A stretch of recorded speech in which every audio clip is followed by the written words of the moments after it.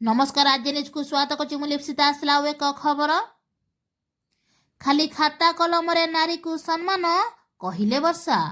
ओडिया अभिनेत्री वर्षा प्रियदर्शनी पारिवारिक मामला काहाकू अछपा नथिबा बेले एहारी भितरे वर्षा निज बाप घर निज माँ का सह रही विभिन्न प्रकार समाजसेवा करुथिबार नजर रे आसिछंती।